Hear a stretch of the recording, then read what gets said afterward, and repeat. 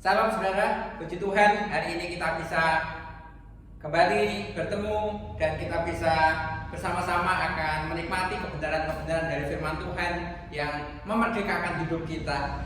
Kita memasuki di kalender di mana kita semuanya diingatkan akan kemerdekaan, akan bangsa kita, dan kita juga akan membahas tentang kemerdekaan-kemerdekaan yang akan kita raih di dalam hidup iman kita di dalam Tuhan.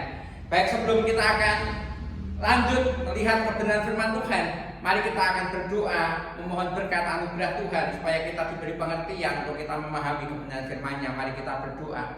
Tuhan, terima kasih kesempatan ini Bapa, kami kembali menikmati kebenaran firman-Mu. Mari Engkau Allah yang berbicara atas tiap-tiap kami, memerdekakan kami lewat kebenaran-kebenaran firman-Mu. Kami terima semua anugerah Tuhan di dalam nama Tuhan Yesus. Haleluya. Amin. Puji Tuhan, saya mau bagikan hari ini bagaimana kita adalah orang-orang yang menang dari perasaan yang ada teror, perasaan terteror di dalam hidup kita.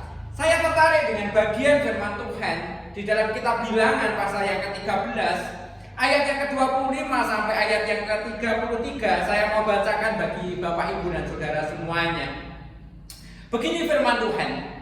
Sesudah lewat 40 hari, pulanglah mereka dari pengintaian negeri itu dan langsung datang kepada Musa, Harun, dan segenap umat Israel di Kades, di padang gurun Paran.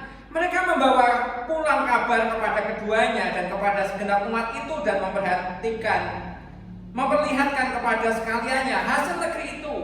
Mereka menceritakan kepadanya, kami sudah masuk ke negeri kemana kau suruh kami, dan memang negeri itu berlimpah susu dan madunya, dan inilah hasilnya. Hanya bangsa yang diam di negeri itu kuat-kuat dan kotanya berkubu dan sangat besar. Juga keturunan Enak telah kami lihat di sana.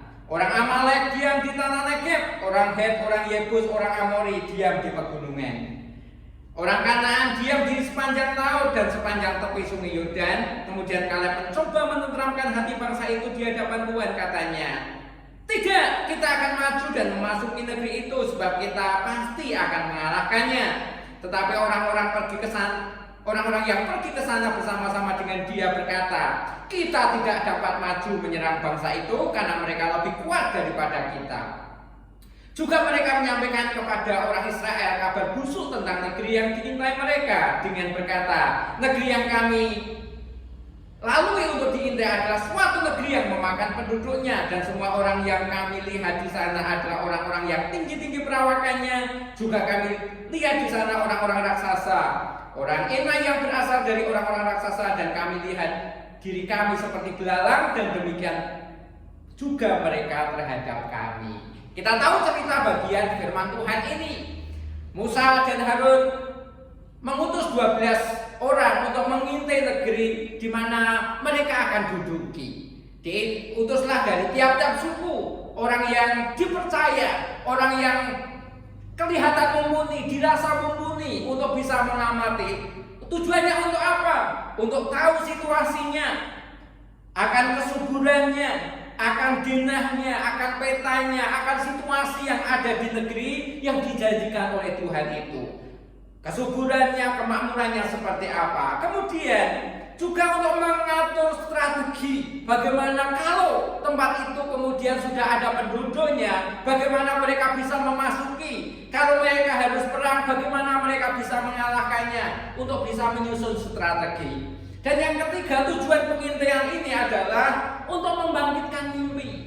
Bukankah Tuhan sejak awal menjanjikan negeri yang akan mereka diami itu adalah negeri yang berlimpah dengan susu dan madunya? Tujuan pengintaian adalah supaya mereka itu melihat dengan mata kepala sendiri betapa makmurnya, betapa suburnya negeri itu. Dan ketika mereka kemudian dibangkitkan dengan mimpi yang besar untuk bisa menduduki, untuk bisa meraih janji Tuhan, mereka adalah orang-orang yang bersemangat. Ini tujuan pengintaian.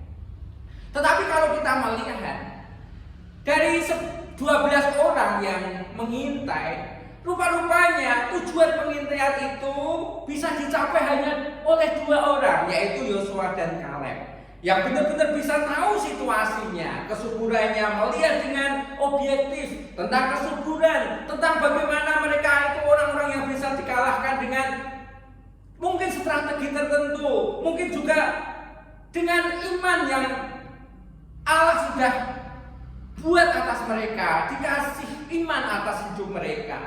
Tapi mereka juga dibangkitkan mimpi bahwa kita akan mendudukinya. Kita pasti bisa, karena negeri itu berlimpah dengan susu dan madunya. Hanya 2 orang yang bisa menangkap apa yang dimaksud oleh Tuhan. 10 orang gagal.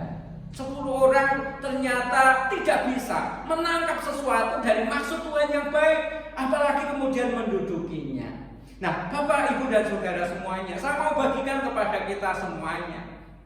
Tuhan itu perlihatkan banyak hal kepada kita. Diberikan kepada kita itu kesempatan untuk melihat dengan kacamata iman kita satu kehidupan yang memang Tuhan sedang siapkan untuk hidup kita semuanya. Bukankah kita percaya bahwa hidup kekal itu berlangsung sejak hari ini, sejak kita percaya kepada Yesus. Dan jaminan-jaminan hidup kekal itu juga yakin bahwa itu terjadi mulai hari ini. Tuhan sudah menjamin hidup kita bahkan sampai kekekalan. Tuhan Yesus sudah membayar harganya untuk kita semuanya, untuk tempatnya di surga. Tuhan sudah menjamin hidup kita, tetapi juga untuk kehidupan kita sekarang ini. Sebenarnya jaminan itu sudah ada pada tiap-tiap kita. Tetapi banyak orang rupa-rupanya gagal untuk memahami, gagal untuk melihat secara objektif apa yang sebenarnya sudah Tuhan janjikan di dalam hidup kita. Apa yang membuat mereka semuanya gagal? Apa yang juga yang membuat kadang-kadang kita digodai untuk tidak memahami, digodai untuk kita ini gagal paham tentang maksud Allah yang baik dalam hidup kita? Rupa-rupanya ada teror-teror di dalam perasaan kita, ada teror-teror yang ada di dalam hati kita, dan perlu kita tahu, teror itu kadang-kadang kita ciptakan sendiri, kita buat sendiri, seperti hanya oleh orang-orang Israel yang 10 orang yang mengintai itu. Mereka rupa-rupanya kalah bukan oleh musuh, bukan oleh bangsa di mana mereka harus menghadapi, tetapi oleh teror yang ada di dalam perasaannya. Mari kita akan lihat dari bagian cerita tentang kegagalan 10 pengintai. Kita diajak untuk waspada. Ada 3 teror di dalam perasaan kita yang patut kita waspadai. Untuk kita ini sebenarnya dibawa untuk kita memiliki kehidupan yang Allah ciptakan untuk hidup kita, yang Allah rancang untuk hidup kita. Yang pertama, teror di dalam hati kita, di dalam perasaan kita juga. Yang pertama adalah di ayat yang ke-25 dikatakan sesudah 40 hari pulanglah mereka dari pengintaian itu. Jadi tugas 40 hari mengintai sudah selesai. Apa yang dilihat, apa yang kemudian bisa dibawa, mereka sebenarnya harusnya melihat dengan objektif. 40 hari sudah diberi kesempatan oleh Tuhan untuk melihat, ini loh sebuah kehidupan yang aku rancang untuk kamu duduki. Tetapi lihat di ayat yang ke-28 berkata, mereka menceritakan kepadanya, kami sudah masuk ke negeri kemana kau suruh kami, dan memang negeri itu berlimpah-limpah susu dan madunya, dan inilah hasilnya. Hanya bangsa yang diam di negeri itu kuat-kuat dan kotanya berkubu dan sangat besar. Diceritakan memang kami sudah melihat negeri di mana Engkau utus kami untuk bisa mengintainya. Tetapi kemudian dia berkata, hanya bangsa yang diam di sana itu kuat. Ketika mereka berkata bahwa bangsa itu adalah bangsa kuat, mereka itu sebenarnya sedang membandingkan dengan dirinya. Bahwa ketika mereka berkata mereka itu kuat, mereka itu sebenarnya sedang melebih-lebihkan dan sedang membandingkan bahwa dirinya adalah orang yang lemah. Kemudian mereka adalah keturunan raksasa, dan mereka berkata kami ini adalah orang-orang kecil. Nah, kemudian mereka berkata bahwa mereka itu punya kota-kota yang berkubu. Sedang membandingkan bahwa mereka itu adalah musafir yang dari tempat ke tempat penggembaraan. Orang-orang ini sedang kemudian membandingkan, melihat dirinya kecil, melihat tantangan yang ada di depannya itu lebih besar. Mereka terteror oleh perasaan sendiri ketika kemudian yang dilihat sebagai sesuatu yang lebih kuat dari dirinya. Bapak, Ibu, dan Saudara, Kadang-kadang ini sebuah godaan. Tuhan merancang sebuah kehidupan di mana kita ini dirancang oleh Tuhan untuk kita ini mendapatkan apa yang dijanjikan oleh Tuhan. Sebuah kehidupan di mana kita mengalami sukacitanya Tuhan, damai sejahteranya Tuhan, berkat-berkat rohaninya yang daripada Tuhan, hartanya yang daripada Tuhan, harta surga yang Tuhan berikan untuk hidup kita semuanya. Dan Tuhan sudah janjikan itu. Tapi kadang-kadang kita ini gagal paham. Siapakah kita? Kemudian kita berkata bahwa aku ini bangsa yang lemah. Kalau aku harus meraih itu, tantanganku lebih berat. Aku tidak kuat untuk bisa menghadapinya. Aku tidak akan pernah bisa melewati tantangan itu. Melihat tantangan itu lebih besar, melihat kekuatannya itu sangat kecil.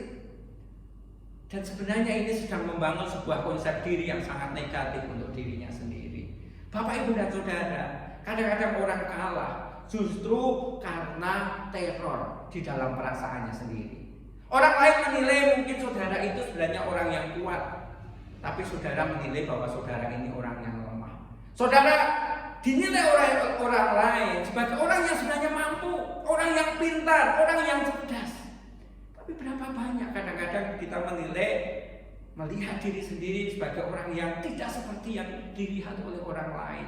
Hari ini kita diingatkan sebuah komunitas bangsa dari kata-kata 10 orang yang punya penilaian yang negatif tentang dirinya, ternyata mereka adalah kemudian menyeret bangsa itu gagal. Angkatan di bangsa itu semua gagal untuk menjadi orang yang kuat, karena hanya melihat bahwa tantangan lebih kuat, melihat lawan itu lebih kuat, dan dirinya itu lemah. Hati-hati ketika ada teror di dalam hati kita bahwa saudara lemah, bahwa saudara itu orang yang tidak punya apa-apa. Tuhan mau buat, Tuhan mau ubah saudara. Yang kedua, teror yang kedua,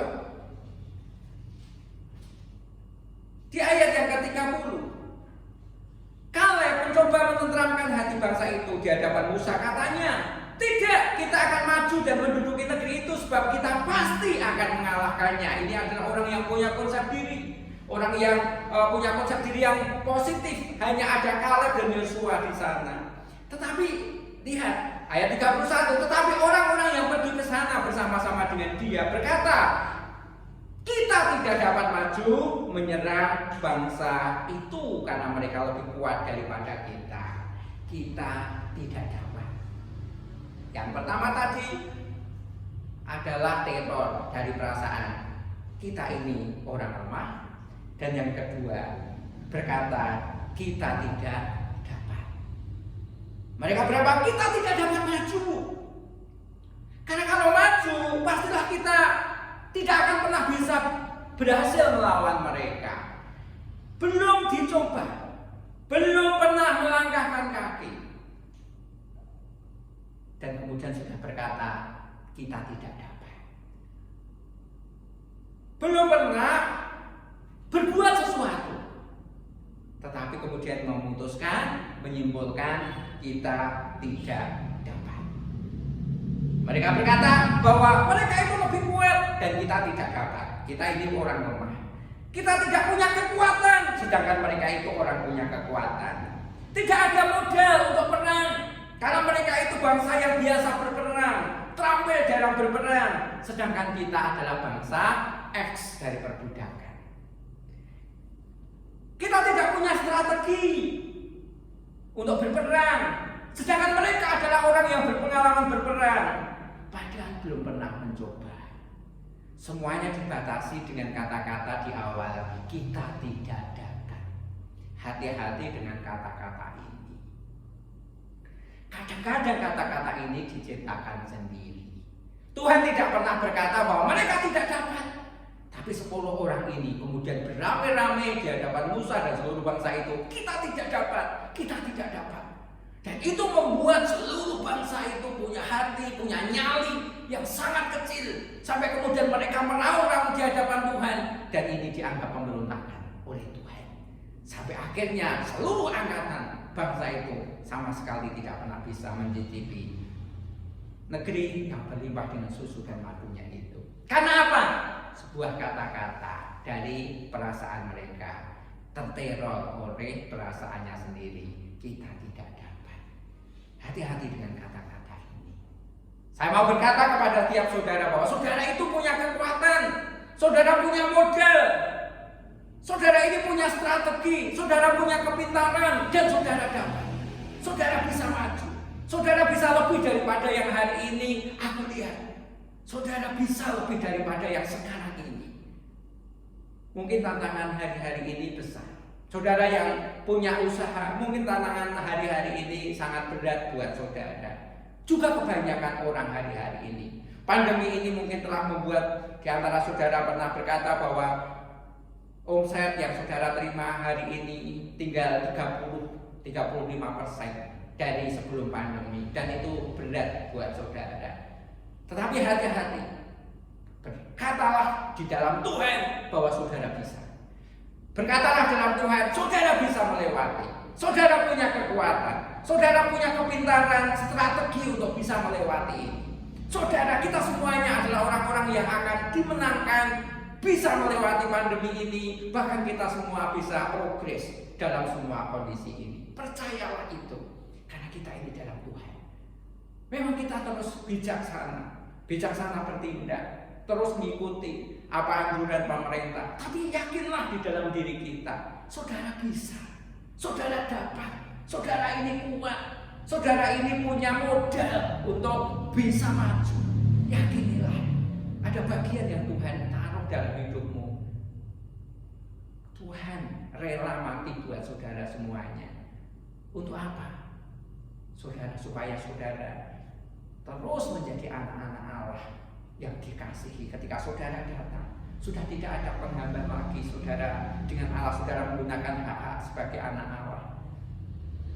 Dengan kita tahu posisi kita sebagai anak Allah, kita akan berkata bahwa aku ini dapat, aku ini bisa, karena aku ini anak Allah. Ini yang kedua. Dan yang ketiga, coba lihat sebuah teror yang ada di hati orang-orang yang mengintai itu, 10 orang yang mengintai itu. Lebih ngeri lagi yang ketiga ini. Di ayat yang ke-33, negeri yang kami telah lalui untuk diintai adalah suatu negeri yang memakan penduduknya. Dan semua orang yang kami lihat di sana adalah orang-orang yang tinggi-tinggi perawakannya. Yang ketiga dalam teror hidup mereka adalah orang-orang itu memakan penduduknya. Otomatis mereka bisa berkata bahwa kita ini akan jadi korban, kita ini akan menjadi makanan, kita itu akan menjadi sasaran kalau kita mencoba untuk memasukinya. Kita ini hanya akan menjadi santapan. Itu kata-kata mereka. Kemudian berkata bahwa mereka itu seperti gajah dan kami ini hanya seperti belalang. Demikian pun mereka memandang terhadap kita. Padahal tidak. Bangsa itu ditakuti.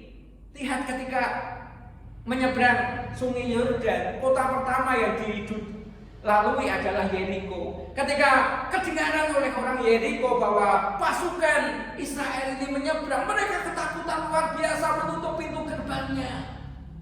Bagaimana mungkin kemudian 10 orang ini bisa berkata bahwa kami ini hanya seperti belalang di hadapan gajah, demikian pun mereka terhadap kami. Padahal itu sebenarnya tidak. Padahal itu sebenarnya kata-kata yang diciptakan sendiri dari hati yang terteror oleh perasaannya sendiri. Hanya korban. Hati-hati ketika kita menempatkan diri hanya sebagai korban. Kita hanya sebagai korban. Kita hanya menjadi alat untuk keberhasilan orang. Kita hanya menjadi santapan untuk orang. Hati-hati dengan ini. Ini akan mematikan saudara. Ini akan membunuh karir saudara. Ini akan membunuh iman saudara juga. Ketika saudara menempatkan diri sebagai korban dari orang lain. Orang lain berhasil karena saudara. Orang lain berhasil karena memakan saudara. Maka ingat, ini berbahaya. Ini sesuatu yang berbahaya. Ketika kita sudah ada diliputi dengan perasaan praduga seperti itu, kita sudah tidak bisa lagi tulus berkarya. Karena kita hanya berkata, apapun yang aku buat, aku tuh hanya untuk orang lain. Hanya korban orang lain. Hanya menjadi makanan orang lain. Aku yang berjerih lelah, orang lain yang akan mendapat namanya. Dan ketika itu terjadi, saudara akan berhenti berkarya. Saudara tidak akan pernah bisa berkarya dengan baik. Demikian pun saudara yang lain. Ketika saudara sudah menempatkan bahwa aku ini hanya korban dari orang lain, korban dari keluarga dan apa lain sebagainya, perasaan-perasaan negatif di mana kita jasa-jasa kita dimanfaatkan oleh orang lain, kita tidak akan pernah bisa tulus berjuang. Kita tidak akan pernah bisa tulus untuk berkarya. Saudara punya karya yang itu akan dinikmati oleh saudara sendiri untuk kehidupan saudara bagi Tuhan. Percayalah itu. Nah, orang-orang ini gagal karena menempatkan dirinya, aku ini korban, aku ini akan menjadi sampan. Ingat, hari ini kita akan merdeka dari teror-teror di dalam perasaan kita. Perasaan bahwa kita ini orang lemah, perasaan bahwa kita ini tidak dapat, perasaan bahwa kita ini hanya jadi korban. Ini teror di dalam hidup saudara. Kalau ini pernah terjadi dalam hidup saudara hari ini, saya mau ingatkan, keluarlah dari situasi ini. Kadang-kadang kita menciptakan sebuah ketakutan. Nah, ada survei pool yang itu pendapat umum tentang rasa takut pada orang. Begini hasilnya, 40% manusia itu takut pada kecemasan yang itu sebenarnya tidak pernah terjadi. 30% orang itu takut karena pengalamannya pada masa lalu. 12% takut pada perkara-perkara remeh yang kemudian dibesar-besarkan. 10% takut pada sakit yang berbahaya dan kadang-kadang itu tidak terjadi. Dan hanya 8% manusia itu keluar bebas dari rasa takut itu. Saya rindu saudara ada di antara yang 8%. Saudara bebas dari rasa takut dan saudara punya konsep positif tentang diri saudara. Konsep diri yang positif, saudara itu yakin bahwa saudara itu mampu atasi masalah. Hari-hari ini sekian banyak orang berkata kita ini dalam masalah. Dan kita tidak mengkiri, pandemi ini telah membuat banyak masalah dalam hidup kita. Tapi percayalah dalam Tuhan, saudara mampu mengatasi masalah ini. Dan yang kedua dari konsep yang positif ini, saudara akan berkata bahwa kita ini bisa setara dengan orang lain. Saudara berjuang dan saudara akan setara dengan orang lain. Jangan pernah berkata bahwa saudara lemah, saudara kecil, saudara tidak pantas, saudara tidak mampu. Tapi mulai berkata bahwa aku berjuang dan aku bisa setara dengan orang lain. Yang ketiga adalah menerima pujian dari orang lain dengan tanpa harus malu. Ketika sesuatu memang saudara pantas untuk dipuji, terimalah pujian itu. Bukan untuk kesombongan, tapi untuk membangkitkan rasa percaya diri saudara, untuk membangun konsep diri yang positif. Dan yang keempat, merasa mampu memperbaiki diri. Kita pernah gagal di masa lalu, kita pernah salah di hari-hari ini. Tapi percayalah bahwa kita ini mampu untuk terus memperbaiki diri. Mari kita merdeka. Mari kita merdeka. Dari apa? Dari teror dalam perasaan. Kadang-kadang bukan tantangan di luar, tapi dari dalam diri kita sendirilah yang membuat kita ini tidak pernah bisa merdeka. Dan 3 teror yang hari ini kita pelajari dari pengalaman orang-orang pengintai ini. Yang pertama adalah bahwa kita ini lemah. Aku ini orang lemah. Ingat, kalau ini pernah ada dalam hati saudara, keluarlah dari perasaan ini. Yang kedua, bahwa aku tidak dapat. Percayalah saudara bisa. Saudara bisa setara dengan orang lain, saudara bisa berjuang lebih bagus lagi. Dan yang ketiga, kita ini hanya jadi korban. Berbahaya. Berkaryalah dengan bebas. Terus ekspresikan apa yang saudara bisa.